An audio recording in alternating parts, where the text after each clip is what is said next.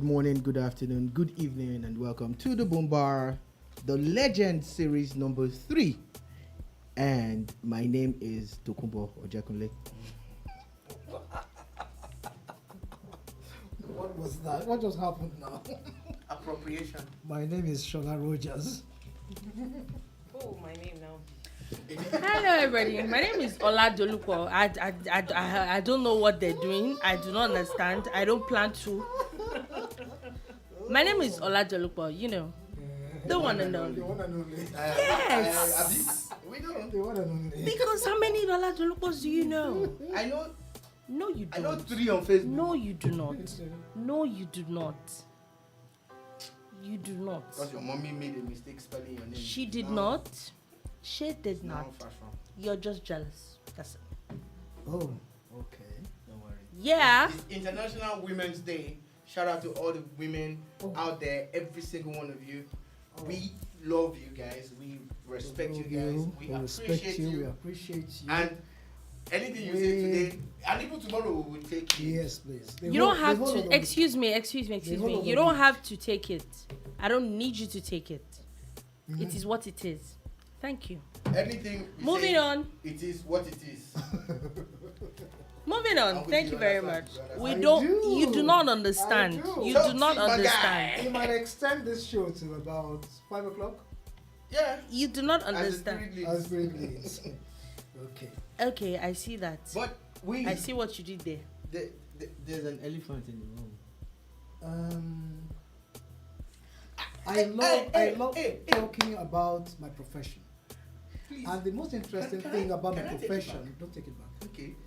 The most interesting thing about my profession is I also love talking about people who make it tick, Exactly. Yeah. people who make it work, Mm-hmm. and people who for many, many years down the line you have been far off and you have observed them in every way. Our guest today is a broadcast journalist. Somebody who knows what it is to say broadcast as it should be and not broadcasts, you know. Somebody who knows what it is to say journalism and not journalism, you know.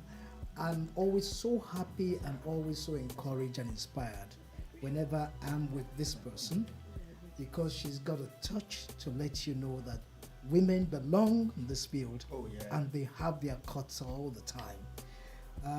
So in announcing this name, I give Ola Dolupo the opportunity to let them know the name of this particular guest we have here in a way that is, you know, presumably. Okay, SR really wants to talk. Please let him talk. No.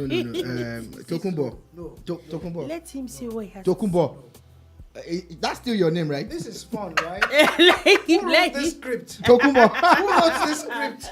You see, I am happy on Tokumbo because of something that happened on TV in Nigeria last week. And Tokumbo, Really? we have really? to discuss really? it. Really? We That's have why. to. That's why you're Oh going yeah, on about it. trust me. Oh, Meanwhile, really? I feel slighted. Mm-hmm. You know I'm a ring announcer. I was going to say, ladies and please, gentlemen, please. you now gave it to Dolupo. I Yeah, am Please, not- I have please Dolupo let him take. do it. Please let him do it. No, please, no. please. No. Let him do it. No, Oh, I am don't vexed. have energy. I am vexed. I don't am vex. vexed. Please don't vex. Please do not vex. Just do it. No. You are not doing it. The world is waiting. Now, today is International Women's Day. Exactly. So, Shola, let them do it. Exactly. Okay, today on the show, because if we continue with these people, It's your birthday. anyway, it's not my birthday. It's not. It's just it's what it National is. Women's Day is women's birthday. No, nope. I do not agree.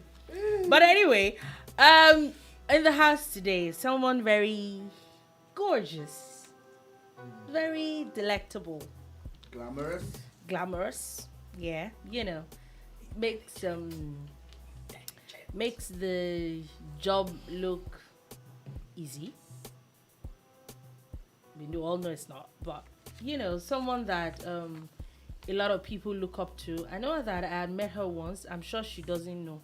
She doesn't realize, but I met her once in Ibadan.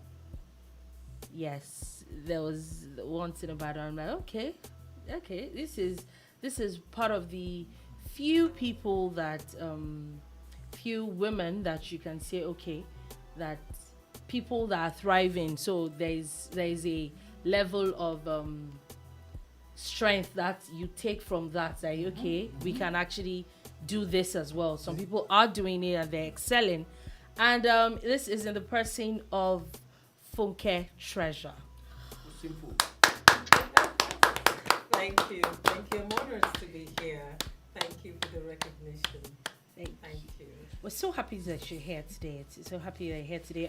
We've had this is the third of the Legend series that we've had. I was almost going to ask SR at a point that this our Legend series, is it just sports? Because the first two people and to be honest, as much as I know that I'm not that bad in sports, but I've not really been able to flow very well into it. I'm like, okay, when are we having some other person? I'm like, oh, okay, breath of fresh air. Wow. Interestingly, though, I'm also into sports. Yeah, I had so at this point, I'm beginning to think that there's something to it. But you're very, very welcome. Very, very welcome. Octi, you're about to say something. Yes, I just wanted to roll a quick one down. Yeah. Shala. About our guests. I think you should know, if you do not know, that this is one of Nigeria's best broadcast journalists. And not only is it happening in Lagos, Nigeria, it's also happening abroad. Mm-hmm. She has an international clout around her. And when the name Treasure comes up, Google it wherever you are now. Just Google it. And you see that we are in for a very big day. Because this is someone who, with the ranks going around her and the reasons for everybody waking up to say, I want to be a broadcaster. Mm-hmm. She chose the profession, stayed with the profession, danced with it, sang with it, and she's still in it performing. This time she's left the broadcast world in a way. She's doing everything that has to do with giving the girl child a cause to live and be happy. Funke, our greatest pleasure to have you on Boom Radio. Thank you very much. And I must say that I'm also highly honored to be here today, just as I was here last week, 2 weeks ago, for Kafo's entry. Let me look at it this way, Funke. Your brief, your CV is quite daunting. It is huge in every way. And I take you back to the training school then. Carry on. Yeah, sorry? Carry on. Yeah, I know you're about to say or do something. Just leave it. It's huge, and I mean that, because it's compelling when you look at it and you say, would it be for a woman alone or for a man? You know, we grew up together with training school days, and I remember when the women started appearing, and they came with a huge sense of force, and the force you could always see in them, and you appreciate in every way. She's an author of many standards, highly established in her way, a one-time general manager of a strong force, Radio 1. Radio 1 happened to be almost like a mecca of activities of broadcasting in this Nigeria. And those who remember Radio Nigeria 1, they will know that that's actually the force of the whole world, the voice of Nigeria to the international connect. Mm-hmm. She rode the strides there as a general manager, and she did it with such fancy and appreciation from a lot more of the male folks. So today, gradually, we shall unveil the many things she has done and the many levels she has been through in training, mentoring, coaching. She's going to let us know the difference between mentoring and coaching. And if possible, let the whole world know exactly how it works here in Nigeria. So that said, we're on the high rise. Yeah, we're definitely on the high rise. So about to say something? You want? Okay, so before we go right into her, there are a few things that we just wanted to discuss as the Boombar. There are a few things that we decided to talk about. A lot of them, surprisingly, today pertaining women, as today is International Women's Day. Break the bias, and I think that is, at least for a few years that they've been doing this, I can say for a fact that this is one theme that you can literally like relate with. Like there is always a theme when it comes to men and women, as much as we do not want to, a lot of people don't want to agree to it, even though there are a few things that I would say we as women that we fight for personally that I do not agree with. A lot of people might not, but there are some things that I just try to be logical, but we cannot actually avoid the conversation that there is a major divide, there's a major bias between the men folk and the women folk, and it's a very broad perspective. But talking about that, let's start from the House of Representatives. Today they had come out to say that they're rescinding their some of the decisions they made. I think that was last week, about some of the bills that are concerning women, which, to be honest, some of the bills that they did not pass, I agree with it when it comes to women. Some I do not. And I think thankfully what I saw today was the bills about citizenship. Basically one of the bills is if a Nigerian woman marries That's a foreigner, one, the citizenship one, if he marries a foreigner, why the man cannot actually be a citizen of Nigeria. But it's not the same when it comes to if the man is the citizen, then indigene, the indigene, and also the 30, I think the 35% affirmative thing. The issue I have with all those things, but what do you think about it, Lou? Let me just. Okay, for me, first of all, it's an honor to be here, and to be here on a day as significant as the International Women's Day. Particularly so, again, because it speaks to, just as you said earlier, something relatable, breaking the bias, the biases we've learned to live with. Some we've pushed back at, some we're living with.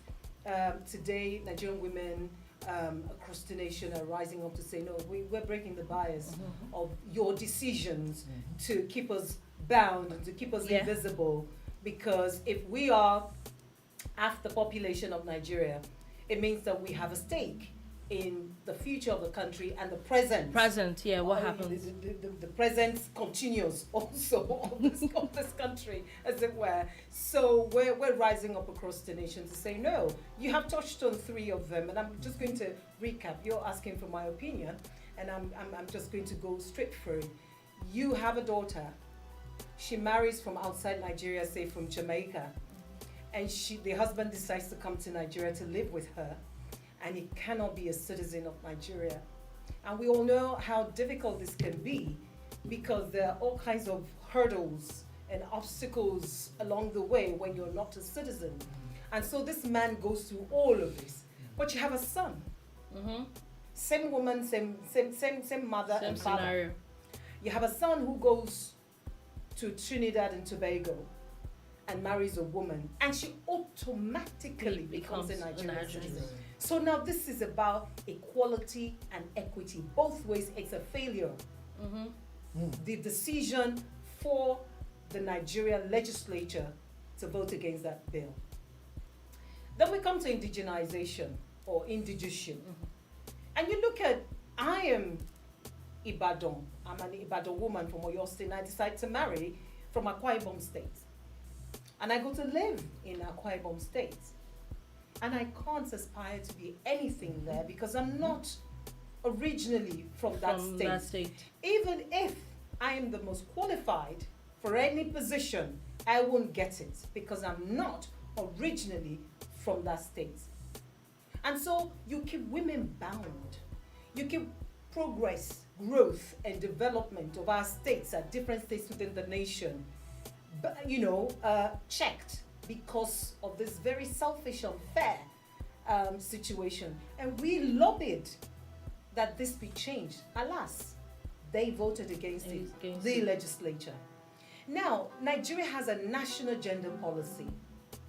We signed the documents that came out of the Beijing conference.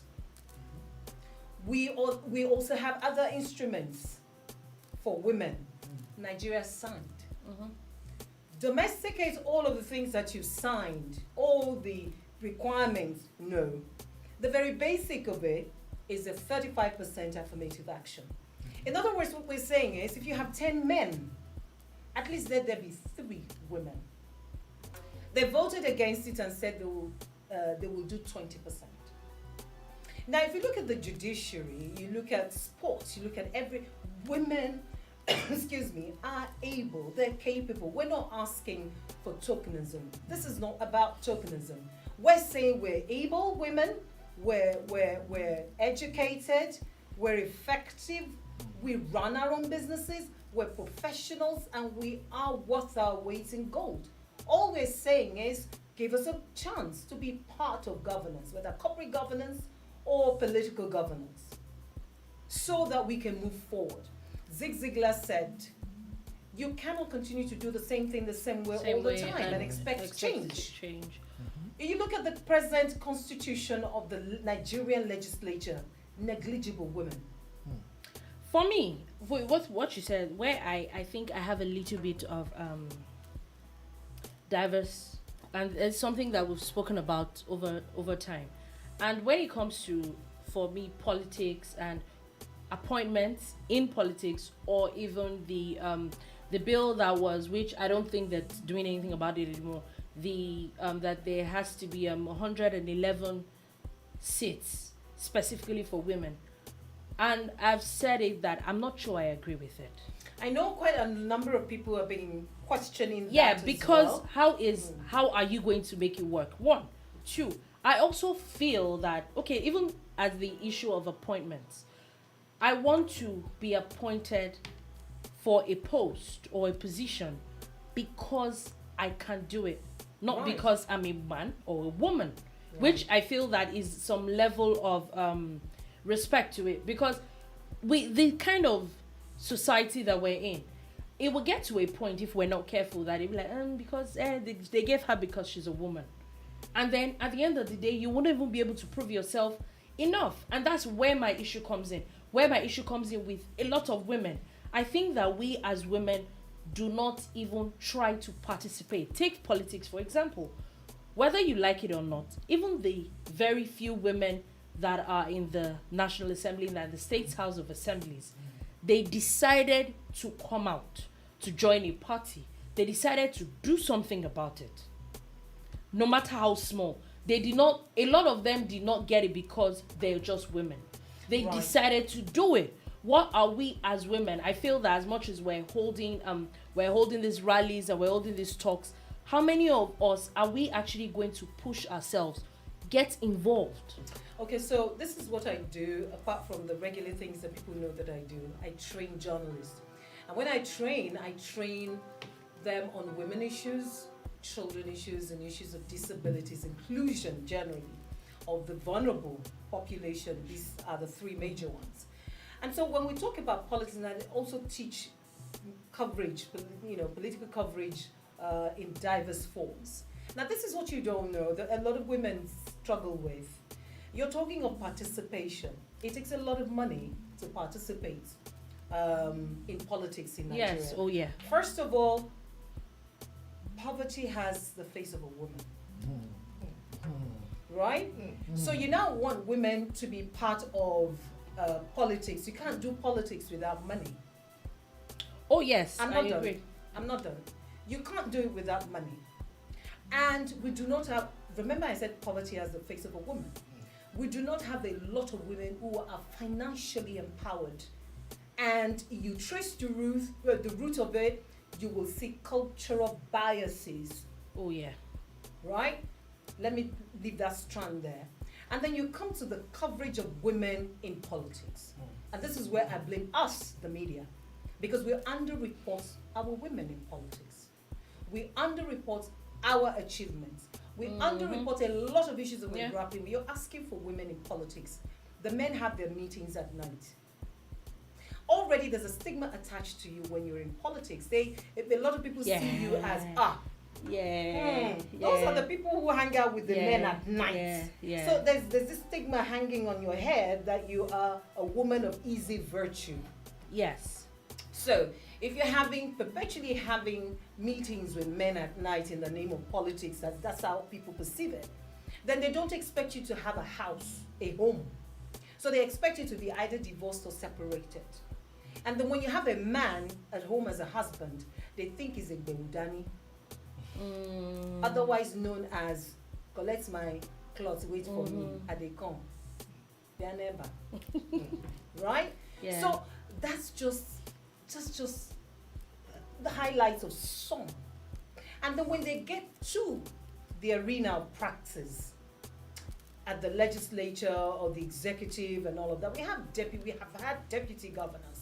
What was the end of which the I feel field? that those things are Hold just on. given just because. They're not given. If you look at Lagos, we've had a Koforola Buckner. What was the end of it? We've had a Shoson. There is a thing about men thinking that when women rise, they fall. Which is a very bad misconception about women's participation in politics. You cannot fall because a woman is rising. If you look at the family unit, you know that it's Agbajowo Lafin Soya, right? Itowoba Wewo Onikini. That's how. I'm going to speak in Yoruba again because I'll do the interpretation because I love my cultural identity, right? And everywhere I go, I push the agenda. And I know that we're still going to come back to the issue of professionalism, how do you address people, right? So, but let me stay on this. That's the crux. Let me stay on this for now. So you see, and then when they get to the area of practice, they're negligible. They are at the table. We say men be at the table, women be at the table. They are at the table, but they are overwhelmed in numbers by the men also at the table with them. So their voices are drowned. So what we are asking for, affirmative action, is, as I said earlier, we're not asking for tokenism. We have able women. We have the Aruna Ote. We have able women. We have able women 3 times. We have able women in Nigeria who are worth their weight in gold, who are globally acclaimed, whether in all facets of life, all sectors. What we're saying is allow those women to be visible. Should be them. If you remember what happened to our first woman speaker. Oh, yeah. What did she do compared to what Bankole did at the end of the day? She hadn't even done anything. It was still surprised about what she was going to do.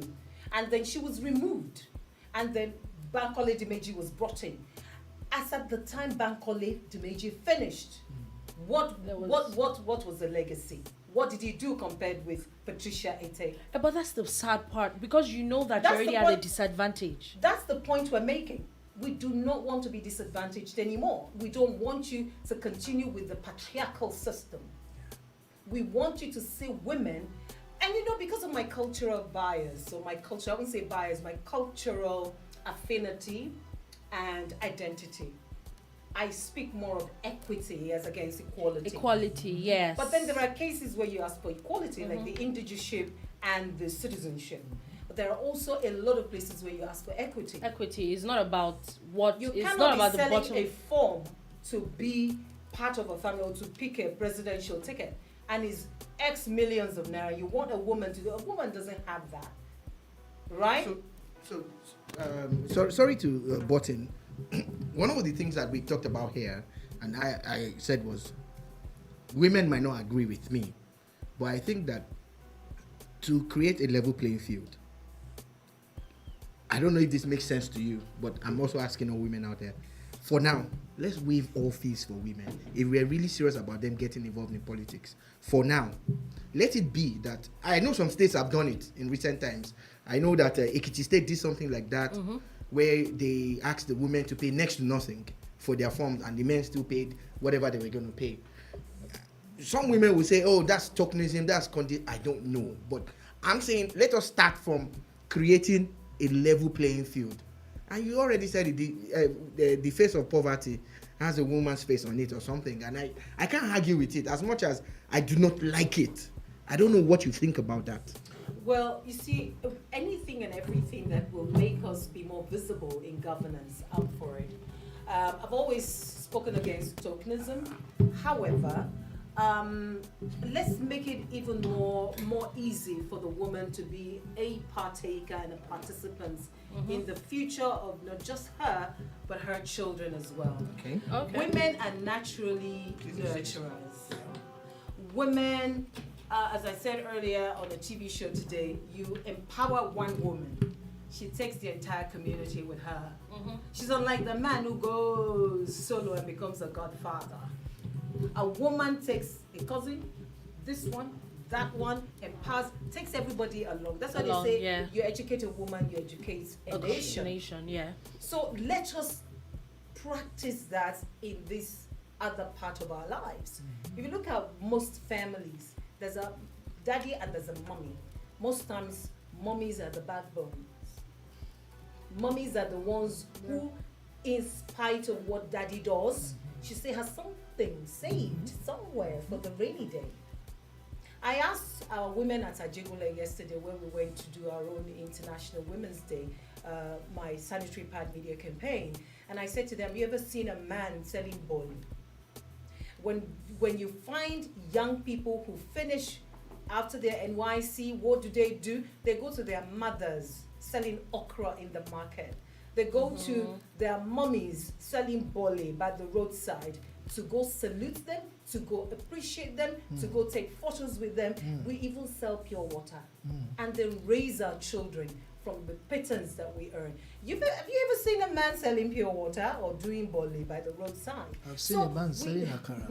Yeah, akara is, I've heard that, but not many. Not many of them, yeah. Not many. So you see, women go through a lot to keep their home together, to do something for their children. Men can be cold. They can be unfeeling. Yeah. I said can be, not all men, because this is not an absolute. So the more we have the empathetic women working together with our men, we're not saying we want to take over. We're saying let us be co-workers in finding and charting a course for Nigeria. I agree to an extent. I think my major problem had been in the area of sports and gender issues, and I remember Esther and I had a discussion on this. Why would you look at a situation where men's sports clashing with women's sports, the same sports, and you should pay the woman in terms of the glory of who wins? You know, my feeling is that I've always thought this, and it's not because I love women, of course. I appreciate what women do. I grew up to see what my mother did. I grew up to see the fight she fought. I grew up to see the challenges she went through, and I grew up to appreciate women. And it's with that I also look at my daughter sometimes.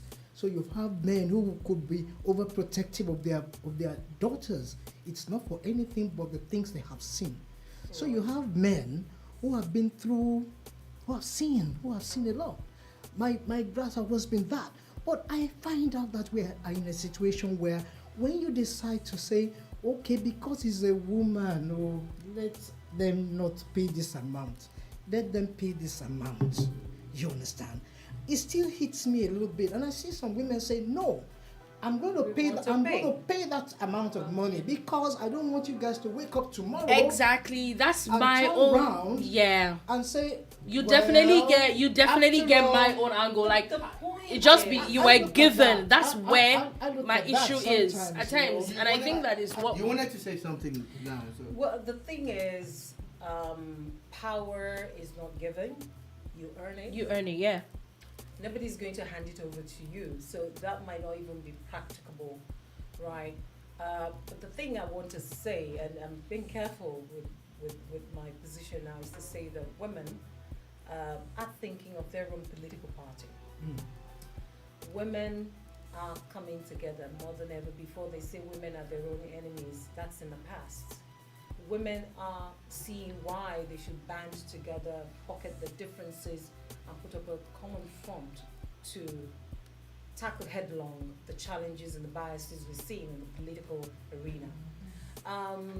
I may not personally like that you're telling me to pick it up for free, pick up a form for free, and I know quite a lot of women may not like that. But what we're saying is, why is it even that expensive? Why is it that expensive? What's the idea behind such an expensive form? Because from the price of the form, you've already screened out a lot of well-meaning people, men or women. You've already screened out those who wouldn't have to make their money through illegitimate and evil means. So you find that if you're straight and you're a good person in Nigeria, you may not have money because you're not cutting corners. So when you make the money for the forms, whether at the presidential or the gubernatorial level, so high in terms of pricing or the price, you screen out the good people. And so people then are at the mercy of a godfather who pays and takes his pound of flesh. So the people get to bear the brunt of that, because then if you had a godfather who paid for you, he's going to get his money back. It's like business. He's going to get it back with something on top. And so you get there, and then you begin to do anti-people things. You set up anti-people policies, and you get into, and then the people suffer for it. So for me, I would rather say, why don't you review the whole system? The price of the forms. So your position is valid. Dolupo's position on not being handed is valid, but the reality is, do you think any of the politicians, as constituted now, would do any of these things that you've said? Do you review? Yes. Do you think they're going to do so. it? I think so. I think what we've seen is that power belongs to the people. What Nigerian women have done in the last 1 week is to say, we the people matter in a democracy. You have vetoed, you've rejected our bills, but we're not going to take it lying low. And it gladdens my heart to hear that they're now beginning to think of rescinding, because people say it's a whole thing. It looks like it's not just a lot of women now, because as of today there's news that wives of some governors have also joined protests. It said that the first ladies of Ekiti State, Edo State and Akwa Ibom State were at a protest ground to stand in solidarity with all Nigerian women.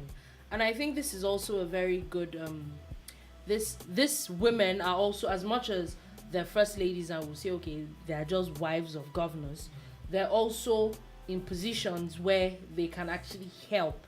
They can actually, their voices will probably be heard louder as well. So if these kind of people are at the forefront of these things, it will probably make this. We just need visibility. We need champions.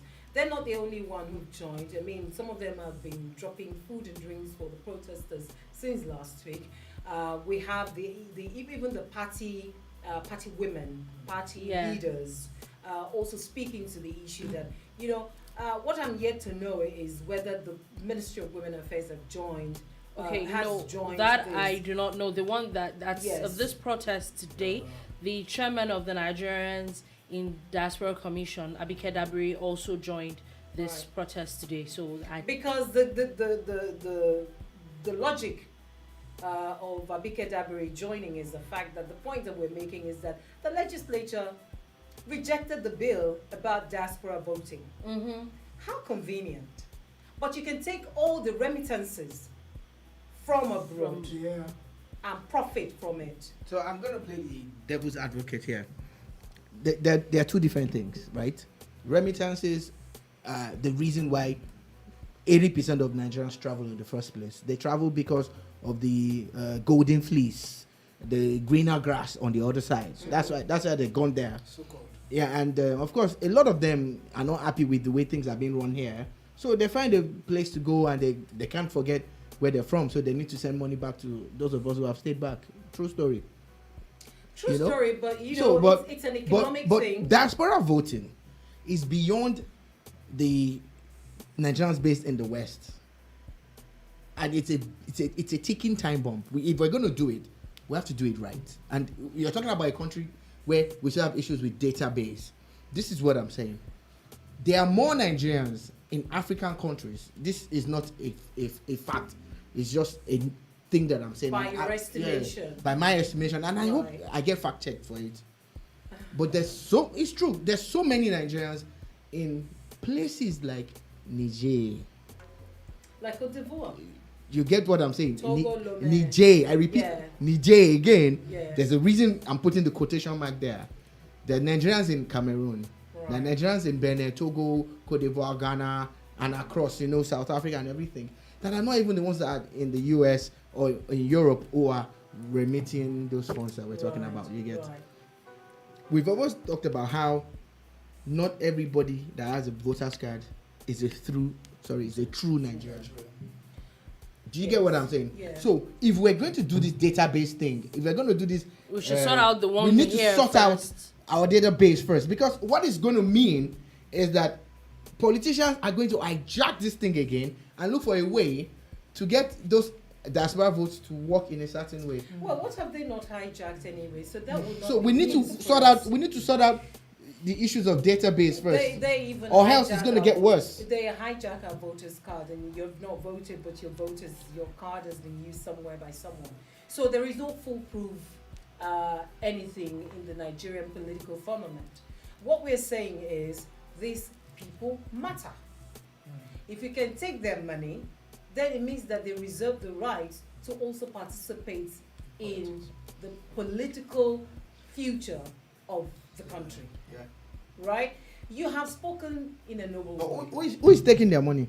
You have spoken in noble. It's Everybody enriching. everybody pays tax. Who is taking it? Is the Everybody- government taking their money? No. Everybody pays No, they're tax. not. Yes. They're just sending money to me, him. No. Huh. It's Every not it's just it's sending it's a The- whole system No, actually. no. Who's taking I their money? think- Tell me, how are they taking their money? Okay, let me tell you. Please. Because I get remittances in the way that I get people donating to my sanitary pad, campaign from abroad.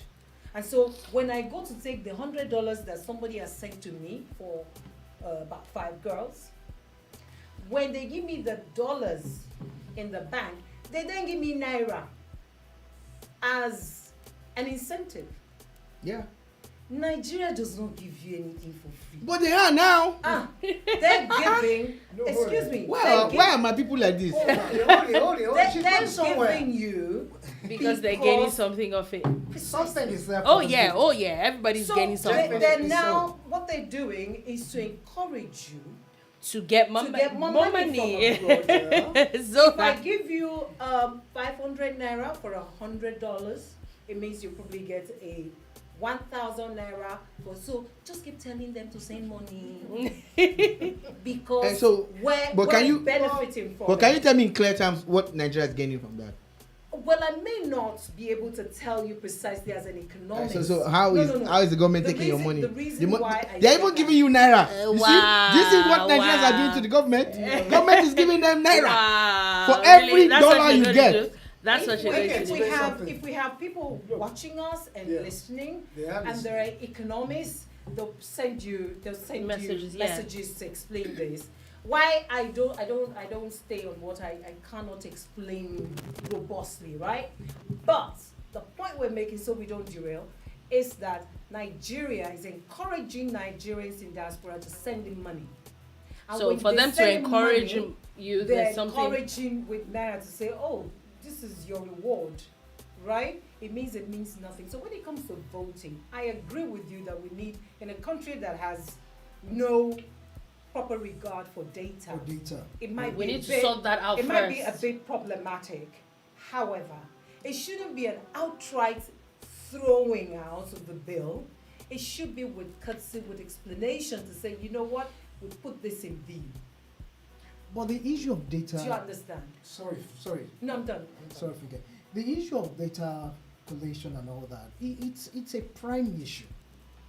It's a prime issue. It's all about being fair and detailed about who will be voting for who. But I don't You see, think my- that we no, have no, a data collection issue though. No, you think so? I don't think we do. Oh, really? Why Okay. do I say so? I Okay. think we have a data more like collation issue, not collecting.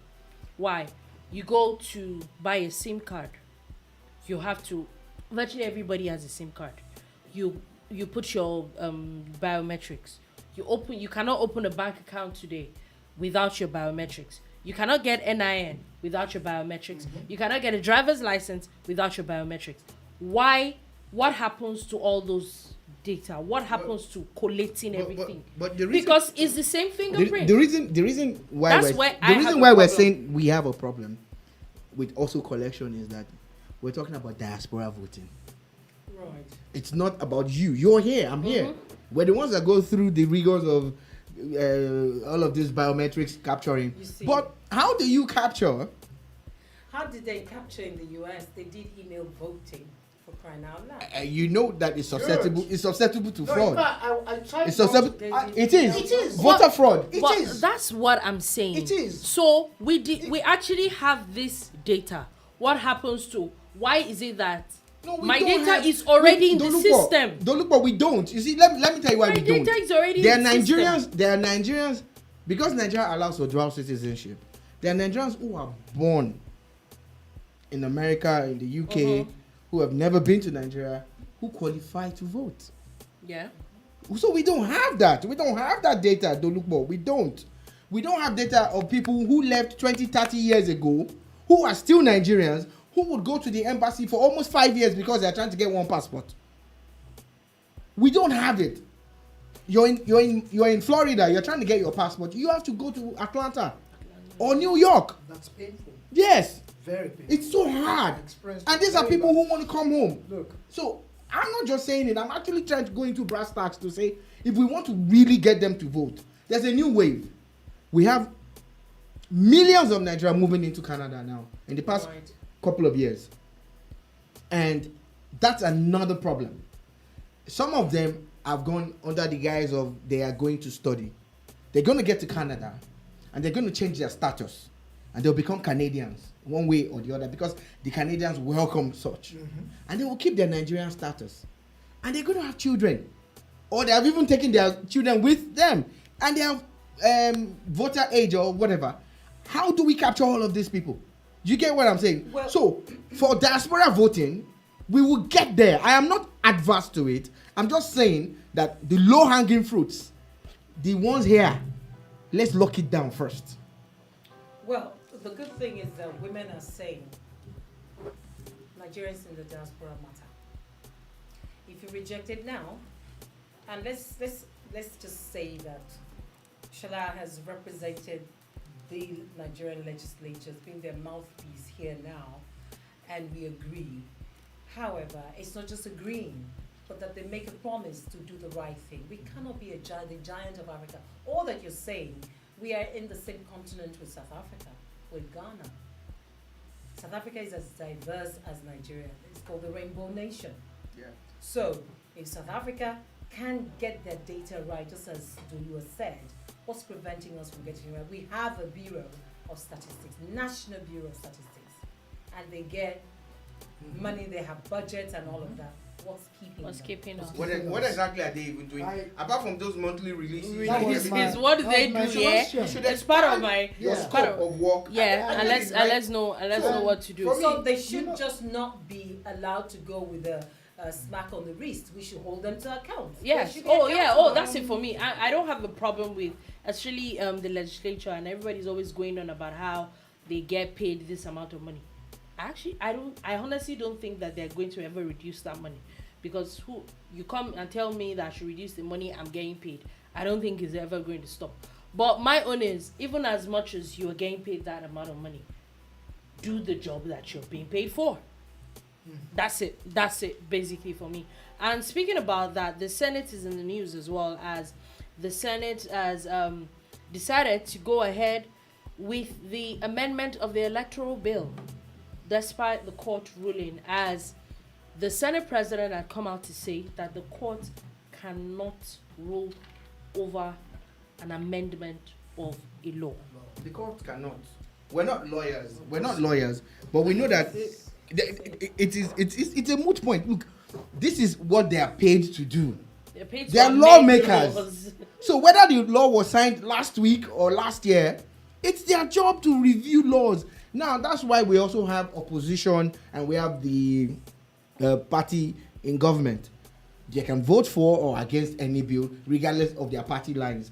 But there's no court in this land that can tell the Senate or the House of Rep not to do their job. So that's why I was saying it yesterday, that it was an abuse of court process for the PDP to have taken this matter to the court in the first place and also hardened. Do you see, this is the mistake they made. The president is supposed to be immune from such things, so you put that aside. Why are you saying that they cannot change the law? What you need to do is speak to your party members in the House to say reject any attempt to change sections 82, 84 and 84. subsection Do you get 12. what I'm saying? But I don't going to court. The funny thing is, you didn't even go to the highest court in the land, you know. And before it gets to that point, this 9th assembly will be done. So Well, it is what it is. Yes, it is what it is. it's, We're just going to go on and on and on. But Politics. the Yeah. point is, Nigerians are no longer satisfied with, sitting back and No. allowing oh things yes, to- No. oh yes, oh We're yes. all getting involved. We in the should. process. We We're should. more aware than before. Yes. We've seen what it means to take one step forward and take 50 backwards, and we don't want to remain backwards. Yeah. So we're getting involved, and that's the That's good what's thing that has important. come It up is. of Yeah, everything. I It think that's is. one thing that It is. I think I'm a major advocate of is when they bring out all these bills, the first reading, the second reading, most of the time we're not interested. We don't even know. We And never- then by the time they now pass the bill, then we make so much noise. Right. Sorry, go ahead. This is where you should even know what's in the bill in the first place. Which has been happening. Which is It's So- changed. So Treasure, Yeah. this point she made, do you think the media is culpable? Well, I think the media, see, he talked about playing the devil's advocate the other time.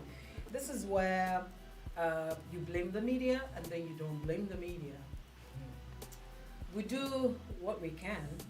Don't forget that those who are in the media are also part of the society. So they have their patriarchal hang-ups. And if you look at how the media is, the constitution of the media, you see that we also have this biases. You were talking of breaking the bias. You find that it's the men who report politics. You find that the women are naturally assigned to fashion, health, beauty, children, women, never energy, defense. So you find really outstanding sports. women, who venture into those places and excel there. Is that deliberate? So it is deliberate. I think You it's find just editors- it's a No, you find editors who are stuck in the traditional ways. They just don't think that you do it well. But what we've seen is that we've seen independent media professionals who take up space in TV stations and radio stations and talk sports and talk politics and be the exception to the rule.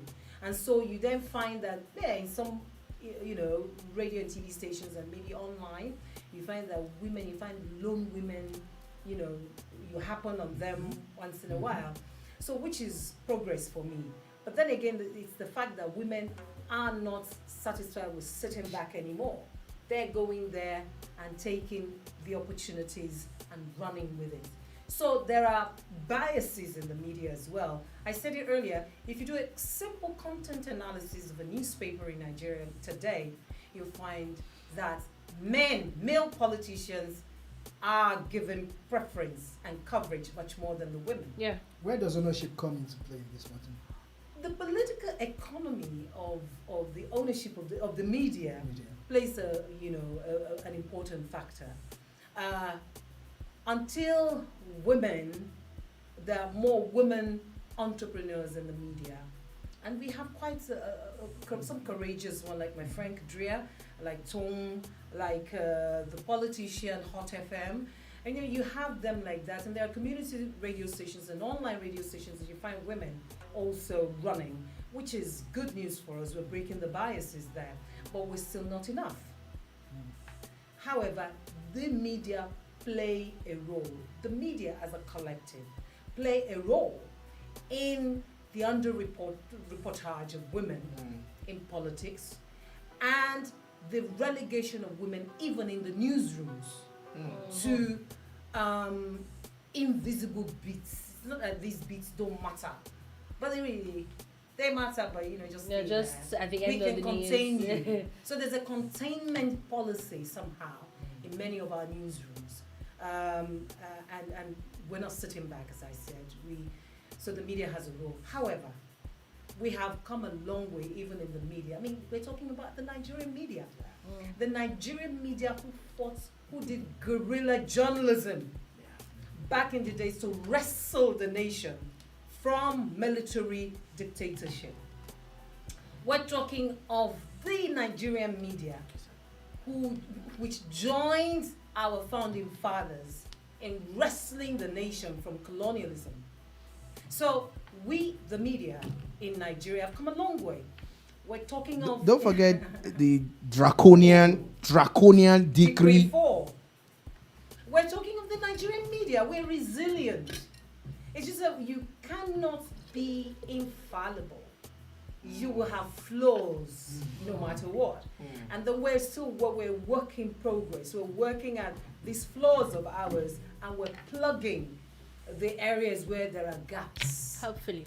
So because then you find that the Nigerian Guild of Editors had a woman president in my big auntie, Funke, who is now the commissioner in, Funke Bemode, who's now the commissioner. My co-board member at the International Press Center also competed for the same position, Victoria Ibanga. She did. So we have formidable women. That's why I said, look, when we ask for 35% affirmative action, we're saying we have the numbers and we have the capabilities. We have people who are worthy to be in these places if you would let us be there. We're not asking for you to bring some random person to come and, Just be in a because it's position. I hope that won't be Yeah. the case. No, that I shouldn't hope- be the case. No, that shouldn't be. I just the hope case, that because would- we have- you know, we wouldn't have be- women. we have women now. We have women, I even want to women. talk- I'm coming from the Lagos Chamber of Commerce and Industry. We have women I want to talk who from own the. ships in this country. I want They to talk- own ships. I want to talk from the Yeah. point of experience a bit. Right, And I mentioned something earlier about ownership. right, yeah. And I'll tell you straight up, okay, that when it comes to placing people on different baits, I have seen where owners have been involved. Right. And they will tell you specifically if you're ruling the newsroom, that if you know you are ruling the newsroom anyway or running it, they tell you specifically who they want at various baits. I can relate Senate? to that. House of Reps, they will tell you specifically who they want there. I And can sometimes it doesn't fall on the laps of the woman. Pardon me the speech. It doesn't fall on their table. It's all somebody who comes from somewhere and tells you, no, says you can't, you're not going there, this is where you're going and all. My question, however, is this. How do you think that force, that spirit, that fighting spirit within the women folk can come out in their numbers, the numbers you say, okay, that you will have, and make a case on a scope of general belief within the media that this has to be and this is the way it's going to be? Well, the thing is, you've touched on a very important part of media business in Nigeria, which is the ownership, which is also known as the political economy of media. He who pays the piper dictates the tune. That's why we rejoice that there's this Shola Rogers who has his own online radio station, which we hope one day will blossom into a physical terrestrial radio station as well. He who pays the piper dictates the tune. If you're so smart, why don't you get yours? That's what they tell you. If you're so knowledgeable about how I should do it, you go do yours. I run it. This is Run how I this do. place, and this is what I want. I want that person. Look, I can relate with it because even in public broadcasting where I come from, you will find these same politicians sending their quota to the NTA, News Agency of Nigeria, Radio Nigeria, and these are people who don't know nothing. They don't know anything. And you have But to employ them. you have to employ them, and you have to fix them in places where they really can't function. So then you see a drop in quality. Now we're getting into the media today, and Just finish that. It's something else I just wanted the to. progression. It's the top of the hour, and it's a smooth progression. Let's just continue. So you find the quality in broadcasting, in journalism generally, falling as a result of this. You find I call them business owners because they're not professionals. They just have the wherewithal to run a station. They're not necessarily professionals. So when you have non-professionals running media businesses, you see that they do not have the sentiments that we have. You don't tell them that, this person has H factor. The person is saying, I'm going home. This is my house. And I live in, and things like that. I want leave the person there. Leave the person there. Is the son of the cousin of my whatever. Leave the person. And then you leave them, and then you're not happy as a supervisor, but there's nothing you can do about The it. standard keeps. And that's how we arrived where we are at the moment. Only those stations run by professionals, you see the difference. The difference is always noticeable because they understand what this is all about. These are the people, these businessmen, they just want to make their money back. And they want to, satisfy their cronies, their business associates. So when their business associate says, well, I have my daughter who just finished from Oxford. Even if she read engineering, we know it's a talent industry. And you say, yes. And because you also have an abroad degree, they prioritize you up and above the talented one who attended a local university here. So then we're getting to matters arising. Just stop there. Right now, I was going to ask something else concerning this. Before we go, something that we're going to discuss, and I'm like, it's better we discuss it now before we. So that thought has not ended. But what I was going to talk about was the Lagos State Governor, as of today, has now spoken about the girl, the 22-year-old lady that got missing last week. And her body was found. The BLT. Yeah, the BRT lady, and there's been a lot of things that have come up from that. As of today now, the BRT system in Lagos has stopped work up until when something is being done. It's sad. Yeah. I would even say that it's beyond sad, because especially when you hear a lot of things that happened before, the video the lady made, the conversation she had with her friend before whatever happened, and how she just literally vanished, and then where she was found, how she was found, and at times you're like, we're in 2022 and she was 22. Should these things still be happening? Should these things really, really still be happening? Okay. But it's a very sad thing.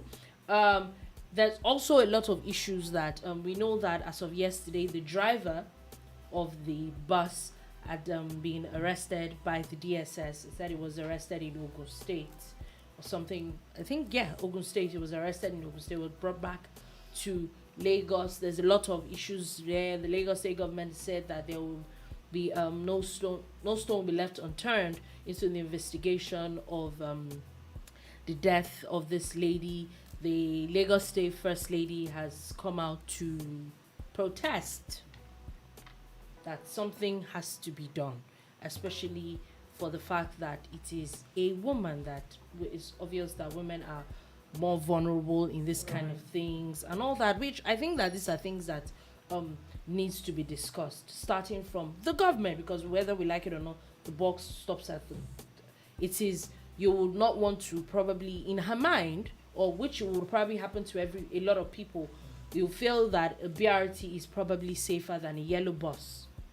Or yeah, you know what my mentor in leadership, John C. Maxwell, said a lot of things about leadership. The one I want to zero in on now is that he said that a leader knows the way, shows the way, and leads the way. What is the Lagos State government doing about how porous the entire structure of the BRT is? Mm-hmm. Until this happened, we didn't realize that there were differences in the ownership of the buses plying different routes. Yeah. You see, the ignorance in this society, in this nation is humongous, and it's actually annoying. We didn't know until Bamishe happened. How come? If they did it with Bamishe, they've been doing it with Possibly. women and men who weren't as smart as Bamishe. Bamishe at 22 years was aware. Was very aware, yeah. young Was very lady. conscious of Knew environment. that There's something wrong somewhere. Yes. something wrong. Because in a reply, there was the conversation with her friend. There was a conversation about how, after she was picked up, she realized that She the bus said did not everything. stop at any other bus Listen stop. to me, Dolupo. This is the situation. This is was a very smart girl. Mhm. She called her friend. She did voice notes. Made a she video. reported. It's as if she was reporting Yes. the situation. She left enough clues for us in case she passed on. She left enough clues for us. Now the sad thing about this year's International Women's Day is that it's not a good time for us women in Mhm. Nigeria. Imagine we were still dealing with the Nigerian legislature, and then Bamishe happened. In February, a court ruled in favor of the IGP that single unmarried women in the police force should remain unmarried, and should never get pregnant. Get pregnant. Now, Yes. this is the equality we're asking for. Meanwhile, there are single unmarried males Nobody in the knows. police Nobody officers cares about who what get they do. married, who impregnates people, and nothing happens. So you then wonder, these are the biases we're talking about, and this is why this particular year, 2022's International Women's Day, comes with a lot of sadness for the Nigerian woman. Look at it. We're on the streets protesting. Do you know that in Nigeria today, you have a child in Nigeria today has no benefit from the state.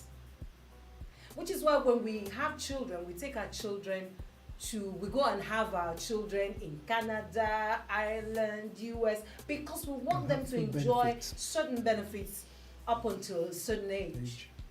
Benefits that they don't have in Nigeria. Now, what a lot of us didn't realize is that in the 68, one of the 68 bills sent to the legislature, there is the one on basic free education at the primary level.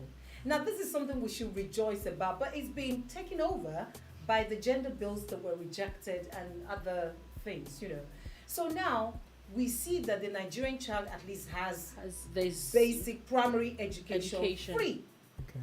Now, it brings me to the point about more benefits for the Nigerian child. If you're going to make education free, I am advocating, I know that it's a tall order, but it's okay. Say it, set your intentions. Who knows? The universe may be benevolent and you just might have it. What I'm asking for, the girls who have their periods in that basic education window in the primary schools, can they please give them the sanitary pads free as well?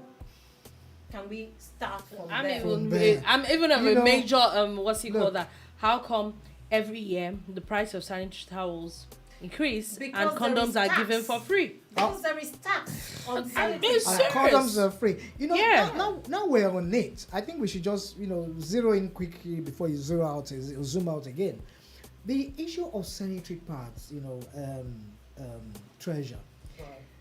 I personally, it's a personal thing I'm going to talk to you about now. I find it extremely commendable that initiative to give kids that, because I don't know where I went for training somewhere in far away north a bit, and a friend of mine was a teacher serving that area at that time, and then she took in some kids to stay with her, and they were off-age kids, and she had to call one day and call and said if I could spare some money and all that, and I looked at her, look, you're an Alawi. I'm not an Alawi, you know. We cracked the jugular, and he said, no, this was what I wanted to do with the money. And I went, boom, really, you know. A few years ago, that opened my eyes a little bit to that. My question is this, okay? Must everything be around an initiative or a concept that somebody like you has sat down and slept over and felt this is bad, and before a government begins to do some things based on responsibilities we carry, and that brings me back. There are two legs to this observation or question. The second leg is back to the BRT. I am shocked that the BRT, despite the huge amount of money we had spent in bringing those buses in, we didn't think of a tracking system. We didn't think of a tracking system. If I'm wrong, maybe I'm ignorant of all that. I've been reading quite a lot about online about the incidents, and I have never taken a BRT in Nigeria. I do not do that. When I travel abroad, I take buses and I take trains and trams and all of that. You hardly find me taking cars. Who takes cars? Who goes by cars abroad anyway? Yeah. So when I started reading some things about the safety measures, how you can halt a bus in transit. Oh yes, I had no idea. Nobody teaches you those all things that in Nigeria. It was Bamishe who brought out some of these issues, and people are now teaching others, if this happens to you, do this, do that, do that. It is, as I said, it's the ignorance around a lot of things in Nigeria is annoying. And if government is providing a service, it is their responsibility to educate us. How come we didn't know? We didn't know that there are different, as I said earlier, there are different people behind the buses flying different routes, different companies. Yeah. So this happened and say, but there's no bus running Chevron to Oshodi. How would we know if you didn't specify and do paid announcements to educate the citizenry? I just think that government needs to show more responsibility. So government should show more responsibility, more empathy for the people. Absolutely. And as you said, no tracking. We the people, ordinary people like regular people have trackers on their cars. They're tracking, and I was saying it earlier today that how come that bus was able to veer into different routes and nobody and they're supposed to have CCTVs in a bus that big. I'm like, apparently there's nothing like that. And in my mind, I'm like, I was saying it today that even if it's just for the sake of these buses are brand new buses, if it's for the sake of your own investment alone, let's not even talk about the safety of the people that these buses are carrying. Just your own investment, the amount of money that's been put into the bus alone, those things need to be put in place. Like, how in the world? I think that as much as we want to say that people are evil, people are this, people are that, I think that it is annoying to hear that these basic things, we do not have. I think we the people are also to blame. We take things for granted a lot in this part of the world. We are not interested in things like that. Yes. So it's easy for the government to ride roughshod on us and to ride on our crass ignorance and a lot of things that we should be knowledgeable about to, and then they get away with murder. Elsewhere, maybe somebody would have sued the government. Exactly. On behalf of the Bamishe family. Yeah, exactly. People will have, so there are things we leave undone. We love the celebratory part of it where, the government has bought us X number of buses and now as the life is going to be. But what about the buses? I think, again, this is where the media come in. We, the media, must do much more because we have different responsibilities. We have the normative and other, other responsibilities that we should do, or we should handle for the society as the fourth estate of the realm. And I think we're focusing on one over the other. We are, and over time, we, as you rightly said, we had a very brilliant session at a point in time, where funny things about, I remember one, whoever did that work, I can't remember, but he found out how much it cost the government to place a pedestrian bridge from one end to the other. And after doing that, we had a very faulty pedestrian bridge somewhere at Onikpan or Palm Grove, I can't recall, that was actually swaying with the wind. Wow. Was swaying with the wind for a very long time. Wow. And this paper kept writing about it. They kept writing about it. And another station, radio station, kept talking about it until after a while they actually did something. So they turned it into a concrete pedestrian style. They left, it used to be steel. So when you are on air, when you are there, it bounces number one, it sways, and then you can see the steel had gone rusty. So when you stand up, you can see through the floor. It was a disaster waiting to happen. So we have all these things going on. What's government all about if it's not going to be proactive? That's where I'm going. Well, we need to be proactive.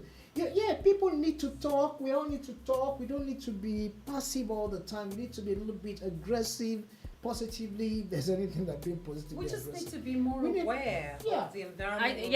I think that as much as we, the government this, the government that, like you said, being aware. If you do not know, you don't even know what to ask the government from.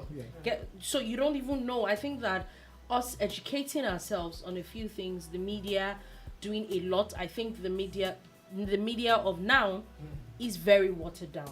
I'm sorry, compared, everybody is a journalist now. Everybody has a phone. Which is an irony, actually, because the watering down is happening at a time where we have more.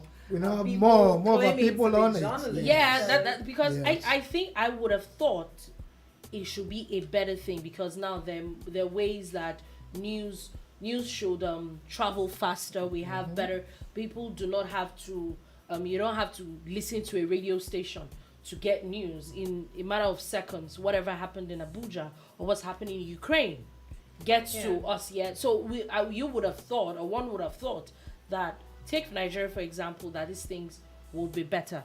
But you see a lot of everybody has a blog. Everybody, which I think that 90% of these so-called blogs are just gossips. Gossip. I particularly do not think that it's journalism. I say that if a lot of people are like me, a lot of these blogs will not sell. Do you think people really are helping them to establish blogs that are not commercially viable? No, for me, no. Why I'm saying so is that it's what you give people. Exactly. It's the media. Is what you put out there. You set now, the pace. Take for example. You'd expect some things, and then until there was this incident that happened last week, which I know that a lot of people had been going on about, and then that was when I read a bit of things and found out like, okay, this person is really not as professional as you really think a person will be. Take the case in point, the name calling on TV, and how a particular person felt that it was rude that he was being called by his first name. And after a lot of hue and cry and a lot of talk, then I found out that this person spent most of his media time in print. I'm like, okay, it's obvious you don't get it. That's the way I see it. But that's where my issue comes, because you see a lot of people, because they have a name, they officially become a journalist. I'm like, but you don't know. You honestly don't know. Well, I know where you're going, Junipo. The thing is, we're in the era of on-air personalities. Yeah. It means that you are a personality on air. it doesn't necessarily mean that you're a professional or a trained broadcaster or even a trained journalist. So we need to make that distinction first of all. The fact that you're popular, and there are lots of popular OAPs on TV and on radio, they are seen as influencers. But you see, you can have the clicks and the views. It doesn't make you a professional. Because when the chips are down, like in this case, you will find that they will make these blunders, and they will make it in such a way that it will be dirty, it will be tacky, and it will affect everyone. So in this matter of Abati versus Chinda, Mary Chinda and Ruben Abati, interestingly, I know both of them. I know Mary to be feisty and go-getting and all over the place. She's a go-getter. And I know the transitions she's had in recent times to where she is at the moment. For Ruben Abati, this is one of Nigeria's favorite columnists, a distinguished man in all ramifications. His was a to-read column when he was actively writing a column, was a celebrated columnist, very knowledgeable. And then I think he read theatre arts and he got his PhD very young in life. He had it, I think, in his 20s or maybe early 30s. He's a very distinguished man, actually. And then from there, he became the chairman of the editorial board of The Guardian. He's no mean person. He's, as they come, distinguished all the way. And then when he left there, he went to be the presidential spokesperson. That's like the bread and butter, job in Nigeria. You know all the heavyweights in Nigeria. You know the who is who in Nigeria. He's no mean person. So when he made the transition to broadcasting, he has a program on radio. He has the program he anchors on TV as well. So he's come a long way. And he has his epaulets in place, really. However, he is not a trained broadcaster from what we see. I would not know whether he had gone abroad at some point to do a crash course. That I cannot say. However, those of us in broadcasting in Nigeria know that we haven't chanced on him anywhere here in a training school. So when you have a Mary Chinda, I'd always talked about the influence of culture in all that we do. Now we're saying this for the English part of broadcasting. In the Yoruba part of broadcasting, I'm jumping now. Let me make this point and just make it that, yes indeed, in broadcasting, Tokunbo Jekunle is my colleague, but he's a senior colleague for me in broadcasting. Outside this, away from the mic, I'll probably call him Uncle, Egbon, and all the endearments to show, culturally to show that I defer to him because he's experienced on the job and we're not age mates in the sense that he's older than me. That's what we do. However, on the job, the moment we sit together to co-present, whether to co-read the news or to co-present a program, it will be on a first name basis. The same is for operational staff who go live at any point in time. However, it's different. If Tokunbo Jekunle then becomes my guest, if he's my guest, I will defer to him as Mr. Ojekunle, welcome to the show. I will not say Tokunbo Ojekunle, welcome to the show because he's my guest. Now, in the Yoruba setting, we use because that's the language of deferring to somebody important. You just defer to that. You see that person is important, you see that person is older than you. It's you just see that our person, culture. it's just the way. Absolutely. So you will not go, even though that's the basis in broadcasting, in the languages, and don't forget that we're increasingly having inclusion in terms of languages of broadcast in Nigeria. So you have someone on, say, can I mention names of stations? Yeah, go ahead. So you find somebody on Tiwantiwa Mititi, and you say you have Tòkunbọ̀ Jẹ́kúnlé, àwọn bàbá wa, àwọn ẹ̀gbọ́n wa, àwọn tó ní orúkọ nídìí iṣẹ́ tá à ń ṣe yìí, ẹ̀gbọ́n wa, alàgbà, they won't say ọ̀gbẹ́ni. Ọ̀gbẹ́ni will be Mr. Alàgbà will be like, apàtàkì yín. Oh, really? That's what that Yeah. means. Oh. Yeah. So alàgbà, yeah, like veteranship. So you say alàgbà Tòkunbọ̀ Jẹ́kúnlé, àwọn náà ni àlejò wa lórí ètò yìí. Àwọn bàbá wa àkíyín tọ̀wọ̀tọ̀wọ̀, àkíyín ní pàtàkì. You know the way they embellish things. Oh, they do. So they will fan, they will, massage his ego, because that's what we do. That's what the language, the nuances of the language. The English one doesn't have that. You're Mr. or you're simply John. Just your name. Mr. John. John. Boatman or John. You tell them you can call me John. Yeah.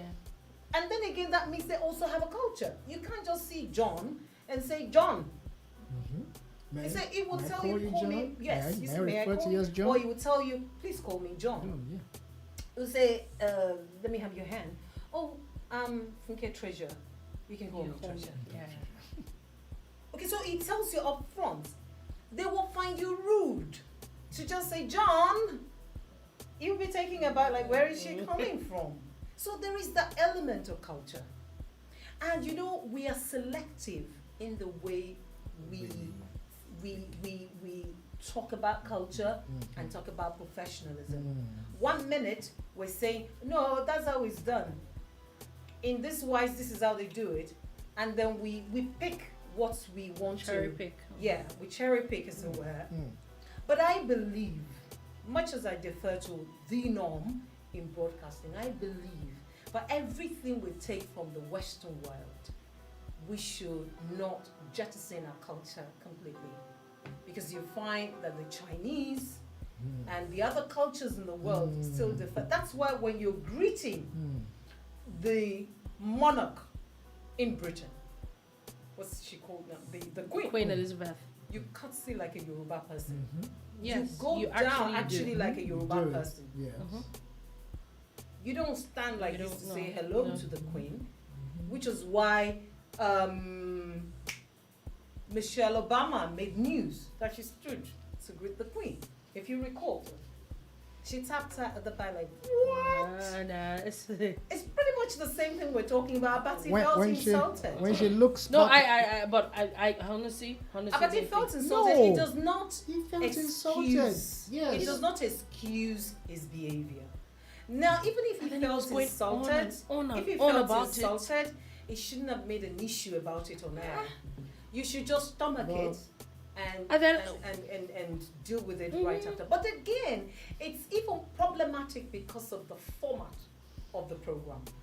You find that on the program, it's not defined who is a guest and who is an interviewer. On the show, all of them are anchors and they're all opinion givers. It looks like they interview each other and then they interview other people, and then so you really can't pin what's So this, meaning you that know, it's more Yeah. informal. That's Yeah, the yes. more reason why Yeah. it shouldn't it be shouldn't so. have, yes. So if I'm reporting, I can't be saying, Mr. Abati, no, your name is, because again, we argue a lot in this country and everyone's got an opinion. If you look at CNN, we have Dr. What's his name now? the health guy. Not only the health Gupta. guy. Gupta. That's the health guy. There's another one, Fariz. Farik. The town square guy. Is the one. Oh, sugar. Let me just look it up. So you have that man. He's a doctor as well. You don't bring your professorship on You air. know air, something. yeah. You know So something. that's just it. You don't bring your professorship on air, and you don't iron out your differences on air. It's a standard It's a principle. standard principle. in Then, broadcasting. Funke, thank you so much for this elaborate explanation. Now, Is it Farid? this is Farid. Farid. As in- Before we go there, we have comments from Facebook, YouTube actually, Oh, okay. all the way from Jordan. We have Adebayo Oloake. Okay. It says, nice to meet with another exciting Boom Radio program. Thanks, Treasure, for the insight on broadcast tradition. Yeah. I hope the uninitiated have gained some understanding. Yeah, he says Farid Zakaria. Farid Zakaria. Yeah, Thank yeah. you. Farid Zakaria. These are knowledgeable people. They Yeah. don't come on air and start asking to be called professors or Yeah. doctors or Mr. Abati. You No, said- that's not the platform for that at that Yeah. moment. At that moment, yeah. And you know what? Sorry, please. You know, in my early years in broadcasting, there were, those big people that we look up to, like Chuzi Boko in the eastern part of Nigeria, like Carol Nelson Atong, like, quite a lot of them like that I started my career with. And the first time I presented with Chuzi Boko, do you know Chuzi Boko? Chuzi Boko had the same kind of voice texture with Patrick O'Kane. Okay. So is that guy who comes on radio and like, oh. And this is the director of radio services, and you're there with him like, yeah, I'm shrinking, and he's telling you to stand tall. Yeah. These are the people who shaped my career in broadcasting. Yeah. And he says, no, choosy. And we're presenting a music show together, popular music, hip hop, and all of that. And I'm co-presenting with him as a special, and you don't go choose Mr. Choose. Do you know, I was having a conversation with someone also a few days ago. We're just really talking about this. And she said when she started reading news, and that it was her FD that was normally hand over the news to her. That he literally had a conversation with her. That the minute you do not come by my first name, I'm going to send you out. Like, I'll tell you what, it makes me recall my very first time on the network news of Radio Nigeria. By the way, I broke the ceiling there.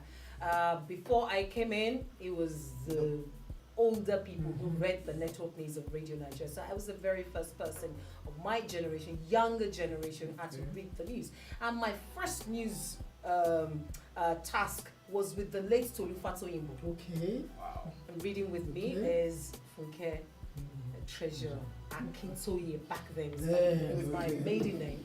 And if it was my time to introduce him, it would be Tolufato Imbo is also reading with Zachary Mohammed. Oh my God, you're making me remember people. With Zachary That's Mohammed. where we're going. And That's where we're going. They are individuals, They are. right? Yeah. And you're sharing the platform with them. But the moment you finish the news, I remember the first time Frank Edo and I hosted Ilemi Okoka on our show. Hey, Steve Rejoice in Chai, until we go call you by your name.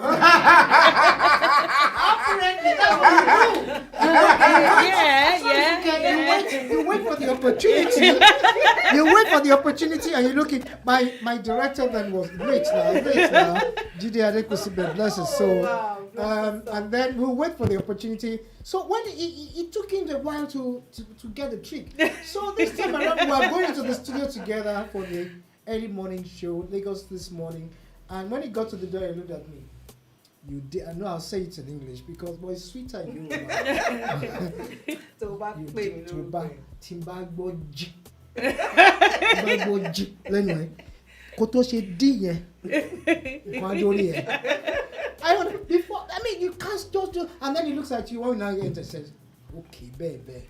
So when you now go baby, Jide, you call it as many times as you. And he's marking you down. So when he steps out 20 times, you call my name. That was exactly our experience. Frank and I were like, until we go call you your name. And then we make sure we call that Ilemi. So Ilemi, and then Frank would say, so it's radio. We didn't have this multimedia back then, so you weren't seeing us in the studio. You only heard our voices. You're like, Ilemi.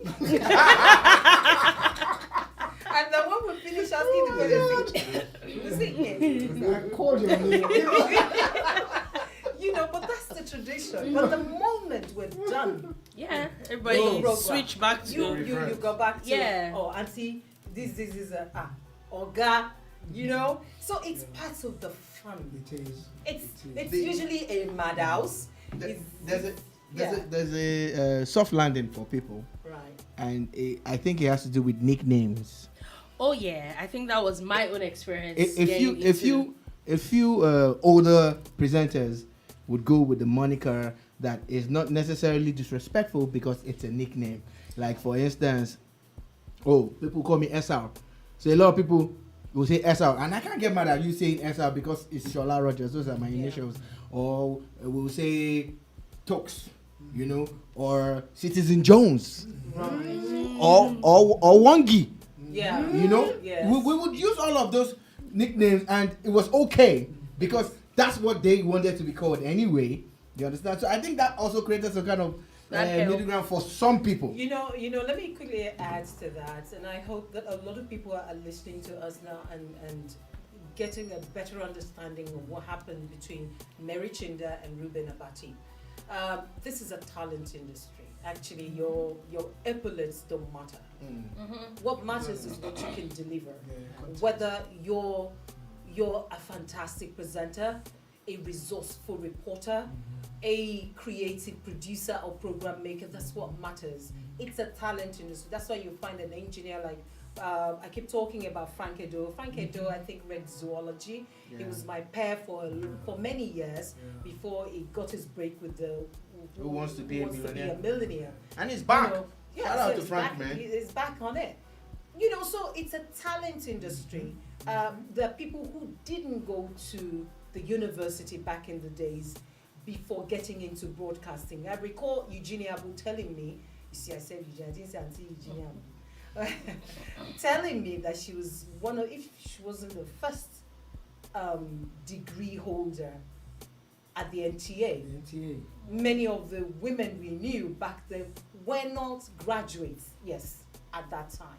Because it was about your voice and the ability. It's about talent. So nobody is looking for Mr. A or Mr. B or chief this, chief that. The talent industry. Can we talk about the now?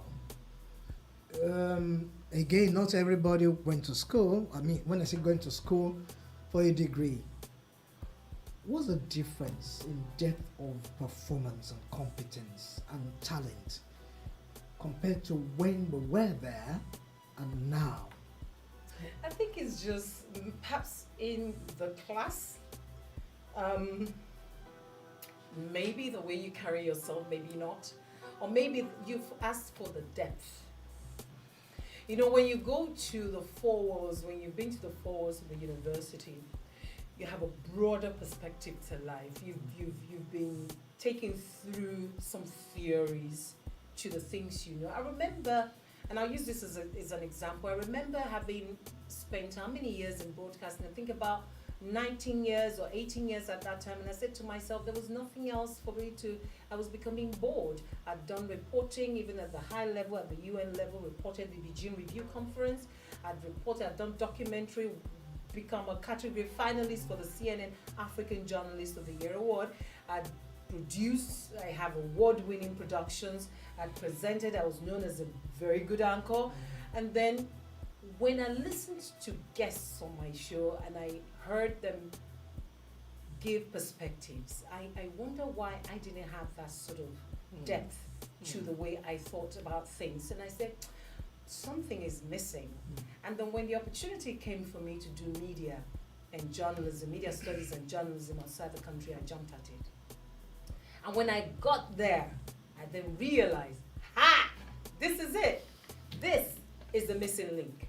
Because then you see what I read media studies, so I could then unpack the things we experience in journalism. I understood representation. Right. I understood discourses.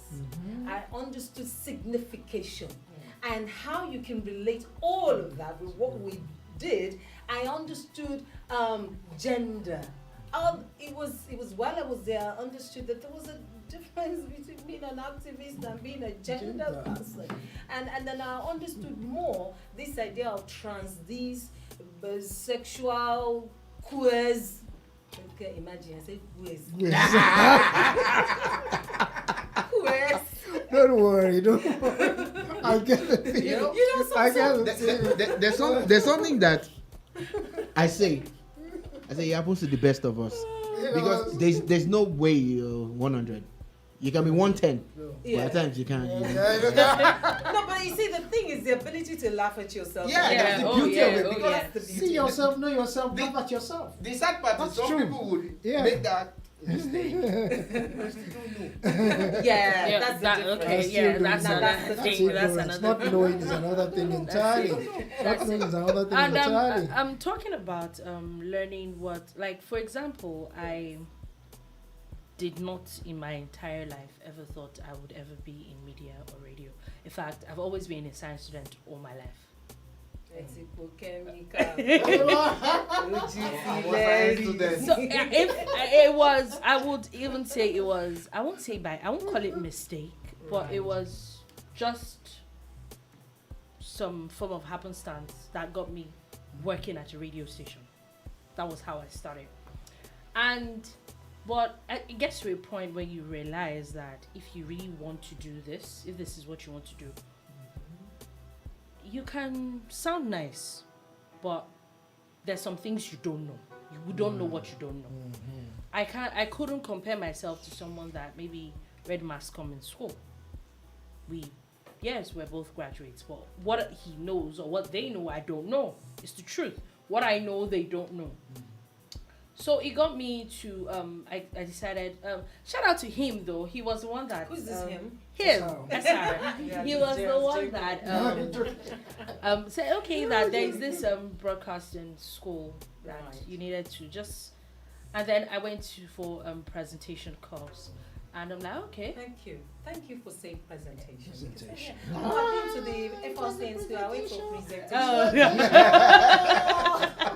That's where you start. I mean, the days of Ilemi. Like, you get a knock on your head, like, shit, it's not presentation, presentation. So kudos. Yeah. Thank you. And so, and then I went back for a production course. Right. And then you really see that it's not just, yes, there are a lot of things up until now that I can say that I learned as it goes. But there's some things that it is better to actually get some basics, which I think is where you know the difference, where you see that someone that is just an on-air personality to someone that really gets it. Dolupo, you're speaking English. Our OAPs don't give a... They don't give a hoot about whether you went to... I mean, and I'm going to mention names. I mean, I don't care who's Ox's court. You see somebody like Toke Makiwa. That's her name, right? Yeah. She's an OAP. She doesn't care about these rules and regulations you're talking about. Yeah. She's popular. She did a video, what's it called? Vlogs. Yeah. They don't teach you vlogs at the presentation school. It's not part of the curriculum. So that's part of the digital age. So she did a vlog and became popular with it. She's a master's influence. Even if she makes a mistake, we do not have a discerning audience to say, they just take it. My issue with it, I think, is the way I am wired. Like, whatever it is that you're doing at every point, where is it? And I think that, I'm sorry for people that are not going to like this, but I think my generation and people younger, I think this is where I would, I really do appreciate. A lot of people know me that most of my friends generally are people that are really people that are older, because I have a problem with the fact that my generation of people younger do not strive for excellence. They don't think we don't feel the need to, as long as you seem to be thriving in something, yeah, it's fine. The barest minimum. And I think that's the problem. I don't want you to blame them. Corporate Nigeria is partly responsible for this. Corporate Nigeria, let's break it down, Funke. Meaning? Corporate Nigeria, meaning the agencies. Agencies. That's where I'm going. Let's call it straight. Yeah. The agencies. So you see the seasoned professional, and you do not ask that person to do endorsement. You do not ask that person to come and do this and that for you. Yeah. You go for because the one this person has followers followership. Forgetting that it's not the same thing as professionalism. I mean, you are contributing to the decline in quality in that industry. So you'd rather, and I remember, was this actress, she used to dig it in one series like that.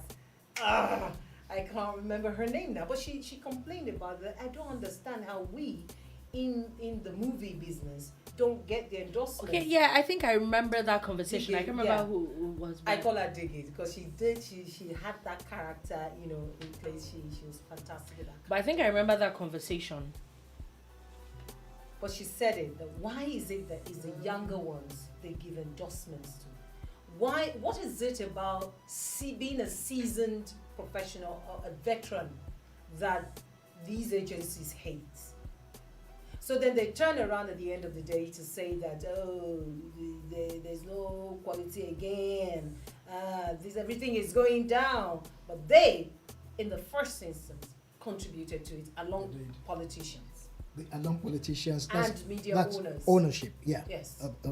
Now some very interesting thing I discovered. Owners and people who run media organizations only smile when the bucks come in. I think they underestimate.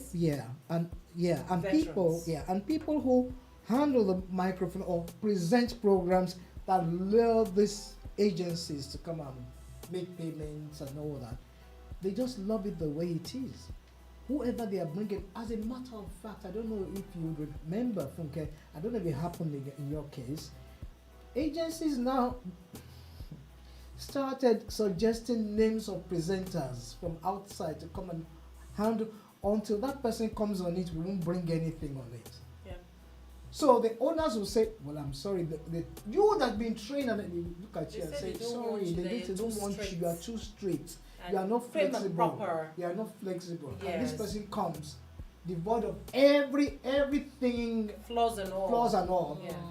Gets the job, and they begin to bring the products in or money in. I don't know, you see, and then this is the opposite of what happens elsewhere in the world. You see people on Sky News, on BBC, they're veterans, they're old men, but they're still reporting their beats. Still doing it. You see seasoned uncles at the BBC and the local BBC stations, radio stations and TV. Well, radio stations, that is the one I can speak about.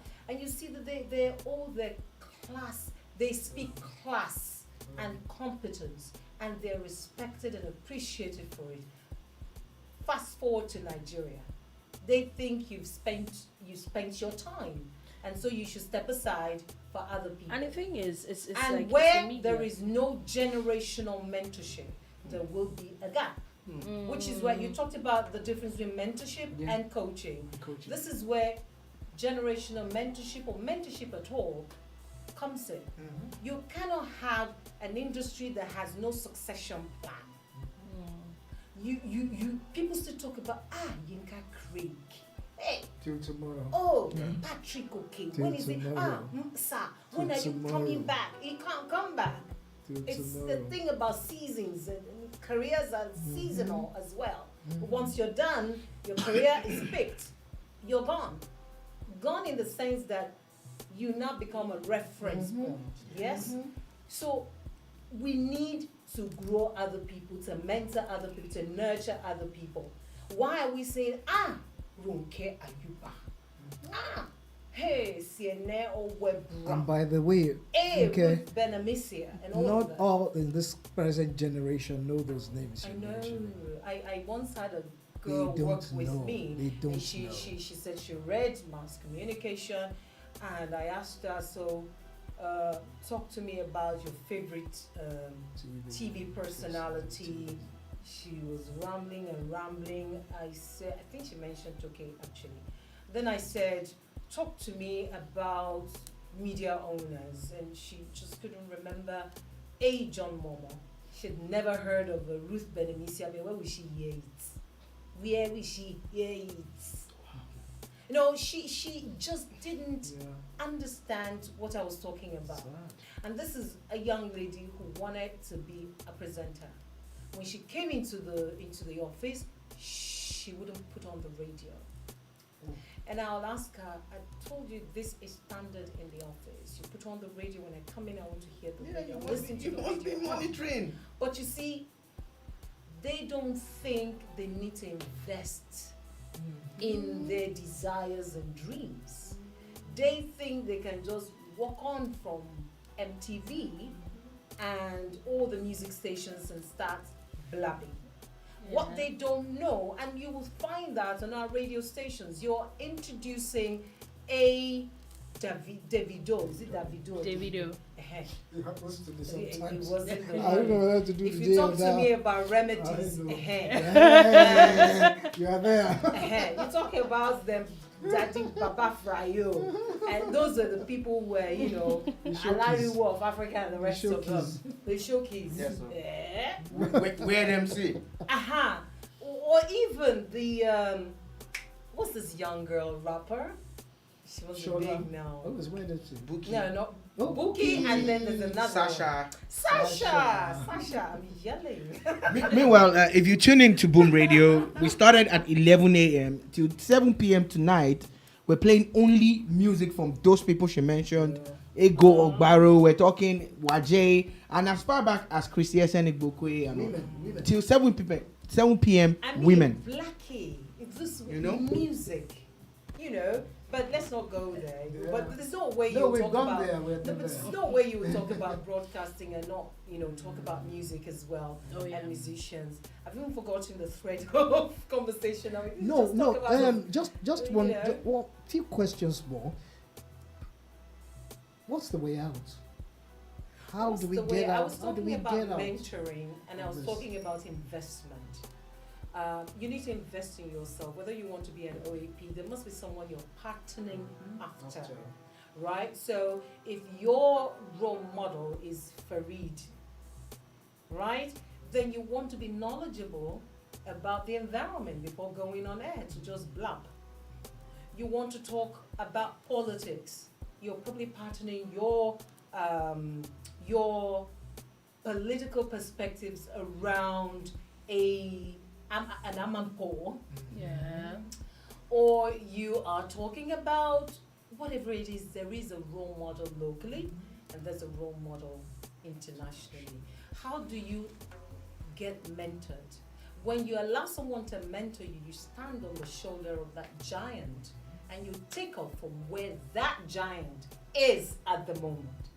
You do not make the same mistakes that giant made, because you relating with that giant is already telling you about the mistake. Like Citizen Jones told me a lot about Christopher Colade and said, treasure. Hey, people are just joking. Do you know, for a Citizen Jones to tell, being a Citizen Jones is even a recent thing, which is Jones Hussein, to tell you that you people are joking to my generation. You can imagine what you'll be saying about this generation. But this is the point I wanted to make. He said, back in those days, if you were by the microphone, just know that it's a matter of life and death. He said, remember the day he was on air and he said Beethoven. No, wait.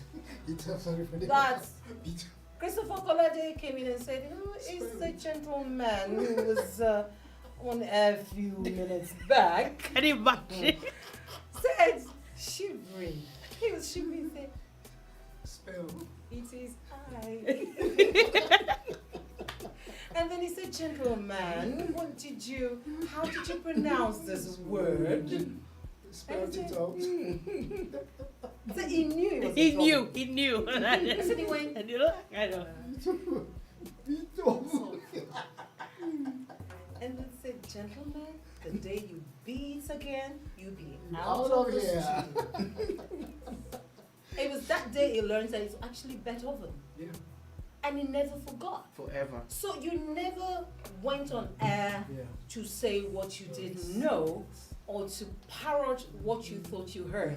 Like yesterday was all over online platforms that Sunday Igboho had been released. Only for the lawyer to say he has He not hasn't. been You released. remember we saw having had this Exactly. discussion this morning So, that so, he so hasn't you been. see credibility, source, credible source. If you just want to play to the gallery, you just pick anything that comes your way, and then you You run go with with it behind the microphone. Back in the days, you'd be jailed. Yeah. When these veterans tell you what broadcasting was like in the days of the military, you will shudder. I remember Sonny Rabot telling me that that's what they say, carry me, go Dodam Barracks. Yeah. And they'll detain you there. I remember Madam, I call her Madam now, Boombar also telling me about somebody dating somebody, and she was made to do something in the newsroom. They cuckoo picked the editor and took him to Dodam Barracks. I mean, those are the days of the military. Yeah. So you see, broadcasting and the media has a history in Nigeria, checkered, yes. And the younger generation must not forget where we're coming from. Everything is not glamour. Yes, we're in showbiz. It is show, it is business. But there is the aspect of professionalism about it. So while you can't be all glamour, you can't be all, look at Charles and Azudu. Those are my contemporaries. Look at Charles and Azudu. We were presenting together on Radio Nigeria. Look at him on the global stage, on Super Sports, and he's been able to hold his own there because of his professional training. He's continually relevant because he's honed his skills at the beginning. It's a foundation to build them. So that when you then get into the business part of the showbiz part of it, there's something to hold you. You're grounded. Your 2 feet are solidly, planted on earth. Yeah. So you don't get carried away by the lure or by the monies that come your way. So there has to be a balance. There has to be harmony between your professional self and the glamour of it. Of course, the show business. I mean, you remember the Ruth Benemesia up here, them of the world. And when they say it's 9 o'clock, this is the NTA News. At 9, you just want to sit down. I'm listening to it. Yeah. I want to take. Oh my God. The panache, the way they carried themselves. It wasn't all about a pretty face. It was a combination of being pretty beautiful and having substance as well. Wow. So that's what I would say to the younger generation, as many of them as are listening to us at this time, that there's a place for mentorship. You can't keep saying, oh, I call them bluff. Who needs them? She doesn't even have followership on YouTube. I checked her Instagram. She only has 2,000 followers. That's if she has up to that. Quite a lot of our veterans are not even there. So, but life is not all about clicks and views. No. I said that. But they always say that, they often say that these old people just talk as if they never have flaws. We don't have much time. Can you recall one slight embarrassing moment? It's not slight. It was a Yeah. major. It's not slight. Okay. I like that. It's not slight. In my head. And I recall with fondness the late Atulade Atoebi, because it was a central character in this not likeness. So it was when the Miss World came to Nigeria, and we had this beauty pageant by the Silverbird Group, and we're also excited that we're having it in Nigeria. I think that was when Agbani Darego became The year after. It was the year after. It was the next It was a episode, year yeah. after. Yeah. Okay, so there was this journalist who'd been chased out of the country because she referred to the queens as wanting, let me use that liberty, of the holy prophet. And she got all of us into trouble. So she ran away, and then there was protest in Abuja, and then they're everywhere on a Friday after Jumat, and then the pageant was moved away from Nigeria to the pain and utter irritation of a lot of us. Yes. And so I went back on air one of those days. It was really huge. And I had a producer. Both of us agreed that we're going to open the phone lines and take calls. I mean, it was a breakfast show. It was AM Lagos, I think. And we opened the phone lines and we were like, it's not good. What? Nigeria. Was it Obasanjo at that time, I think? Yeah, Oh my God. Whoever the president was, this is not right. This is, it was a free Oh God. Oh Wrong. God. Oh God. But I it's can not that they imagine. really said anything bad. I mean, in a Silverbird radio station or TV station, it wouldn't be anything. So, Attila walked into the studio and said, you know, when they walk in the studio, they allow you to say what you want to say. You play music. The moment you see a boss in your studio, something bad has happened that you may not know about. So he came in and said, who authorized that topic for the morning? We started to what is Kalulu? Stammer. He Stutter. stutter. We started stuttering. We started stuttering. And then he went, who asked you people to open the phone lines? We started looking like Shebi is we normal now. suddenly couldn't understand English. Anyway, to cut the long story short, I was suspended. I was suspended from the program, and you know when they tell you to go sit down for a while, that's the highest punishment you can get as a presenter. I mean, they just literally shut you up for some time. And that was when it occurred to me that there was a difference between public broadcasting and private broadcasting. You dance to the gallery most times in the private broadcasting space, but in the public broadcasting, especially when it's owned, of course they're owned by the government, not anything goes. So that was a lesson I'll never forget, you know. So yeah, that's it. I was suspended. I served the punishment. Suspension means you still come to work? I was going So to work. you will sit down and look at everybody, teach you to read the news, and you can't read anything, can't touch anything. Yeah, they said they were going to remove, you know, From your my salary. salary, but they never They got about didn't it do because that. it's not that easy to take from someone's salary when you're in the payroll of the government, okay. especially the federal government. Mhm. So unless if it were private, Oh, it's easy yeah. to just. It's easy, yeah. But this was centrally controlled, so Mhm. that didn't work. But the mortification, I was mortified. You know, the fact that it deals with your ego. Oh, yeah. You know, Oh, you yeah. just get quite humble at the end of the day. You know. So becomes humility. Exactly. So I never forgot. Yes. And then another one. I remember the former DG of Radio Nigeria, Dr. Eddie Rowe. So I was in the news corps at the national level, and so that day we were talking about fuel and the PPMC. And it was an editorial meeting. We were talking, and you know, some of us come from outstations, and when we were like celebrities, you know, like hey, we were the super readers, you know, so we could never do wrong. So I was part of the discussion. It was so heated, and you know, that's where you display your wisdom, and you know, you just generally glide like a proper gladiator. So, but then I just noticed that he started frowning. And then when I said anything, he would just look the other way and ask someone else to say something. And then, so when we finished, he said, Miss Akintoye, can you see me in my office? Okay, Yeah. that's the end. So it was in here. What have I done? And so we got there, was quite contrite, you know, wondering what exactly was wrong. And then eventually I was ushered into his office, said, please sit. And then I sat.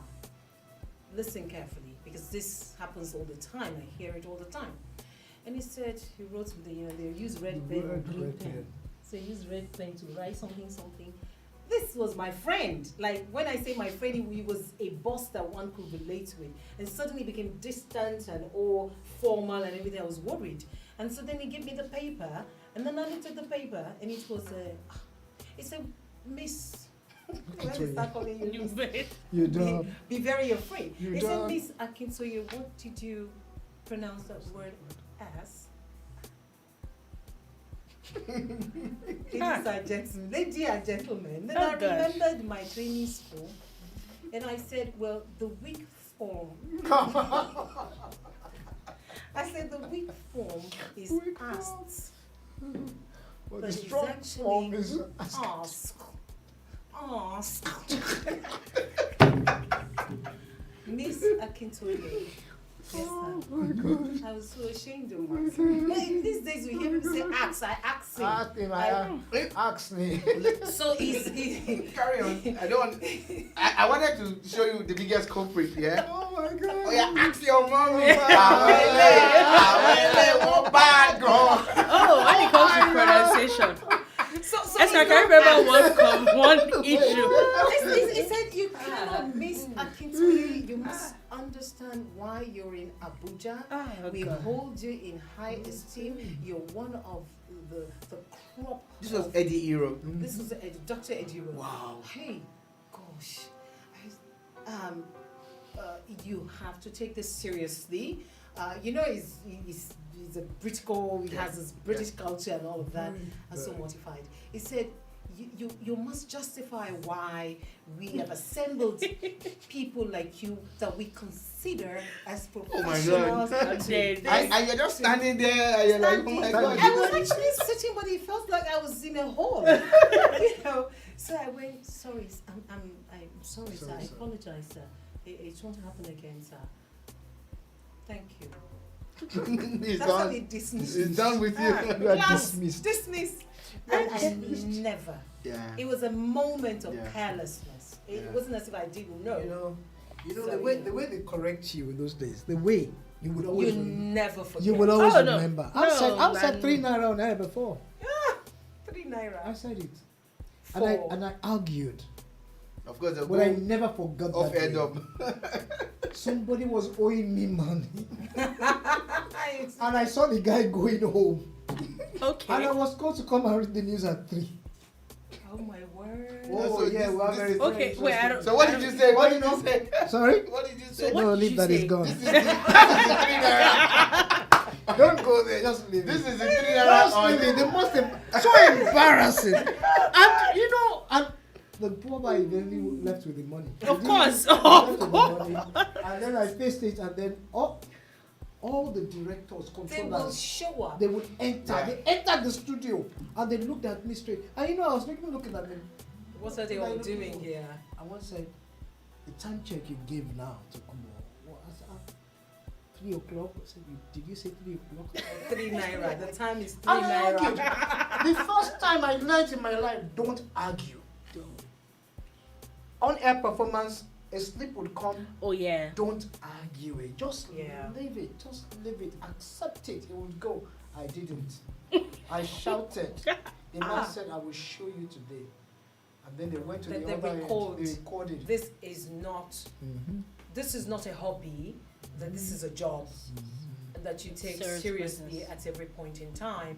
And then you know that once you have the microphone, you are in a position of responsibility. Back in the days, you just didn't say anything. Otherwise, the soldiers were coming. Remember where FRCN is? Very close to Dodden Barracks in no time.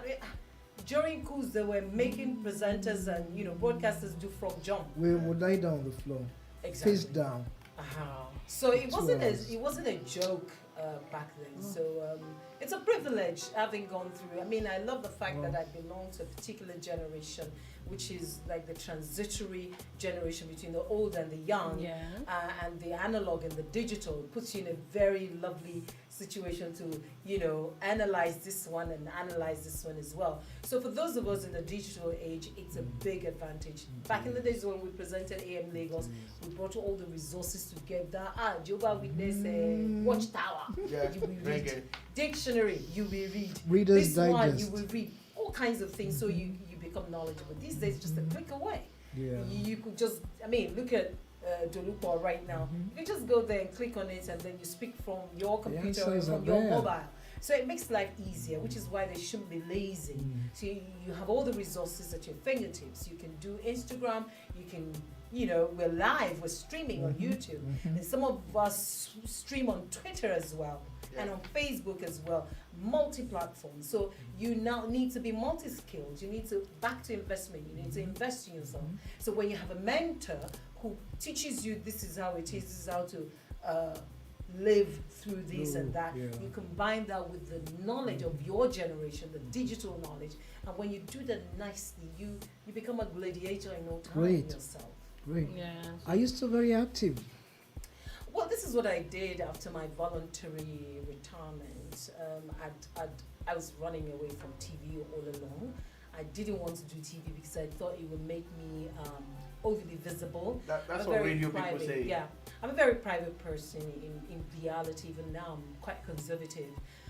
So I didn't want to do TV because it will expose me to the things that I didn't want. I felt it was too much exposure.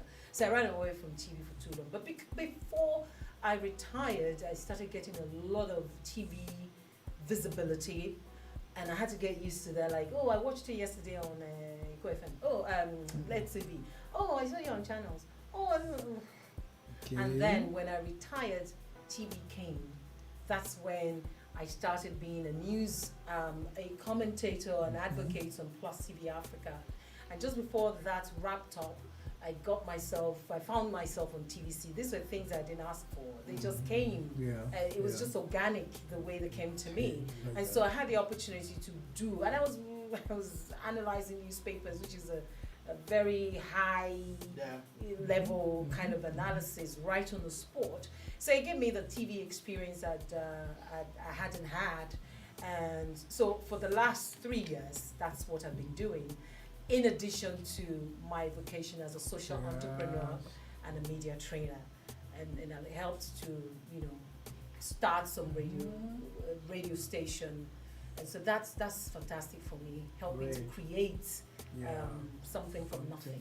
So I have really been busier than I was. Yeah. You still have another question for her, though? You have another question for her? I think so. Please go ahead, sir. I think so.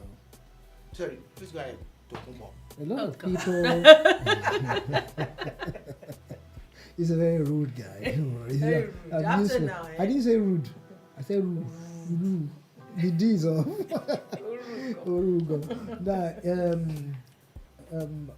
We're worried, really. Sometimes we're still very worried about the way people obtain licenses these days, radio, TV. And somehow some advocates are saying, look, there's a government problem, and the way we give licenses out could also affect the dwindling standard in the profession. And I've always looked through at that and I said, okay, fine. It's almost like you want to push a camel through the needle, to get the license out or something. And I don't know. What's your thought about that? And what do you think government or practitioners should do? I don't want to say government has lost confidence or faith in the way radio TV stations have been handled, in the past. Well, for me, I think it's the problem of the regulator and that of the government as well. If there are too many radio stations or TV stations nowadays, it's because the government give them licenses. Yeah. Now, when you give licenses, whether they're community radio licenses or privately owned, well, community stations are also privately owned. Yeah. But you see, what value should they be adding? And who are the people you're giving the licenses to? They'll tell you, well, it's not their fault that professionals can't afford radio licenses. It's a business. And they'll tell you they're in it for business. At the same time, they'll tell you they want national cohesion and integration, and they want you to uphold the unity of the country and all of that. And then they turn around to say, oh, you're playing NTBB. That's not to be broadcast music for those who are watching and wondering what's NTBB.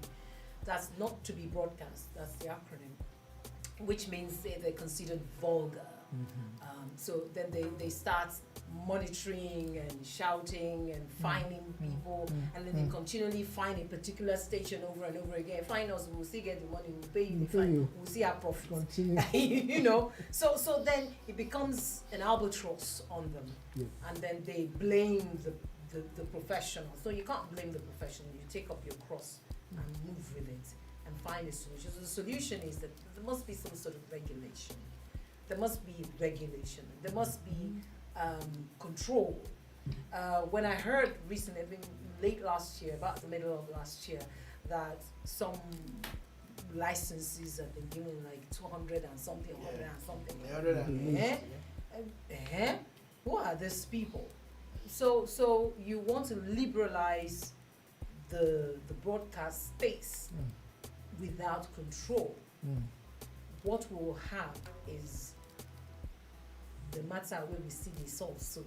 You know, and I'm permitted to speak that because we have democratized the language of broadcasting in Nigeria, which is a good thing. I love pidgin English.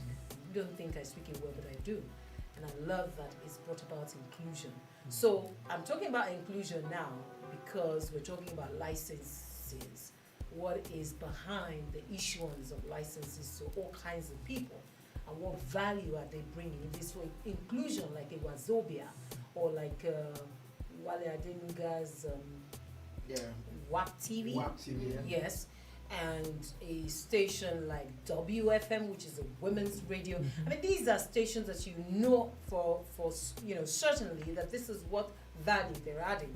But when you have all kinds of music stations all over the place, they're just replicating what they're all doing, and then you have all kinds of accents on air, Canadian, Australian, British all joined, and Scottish. Everyone. Oh my God! The Scottish same and person everything. has like 3 different. You know, only you. Different things are coming out of you. The same radio.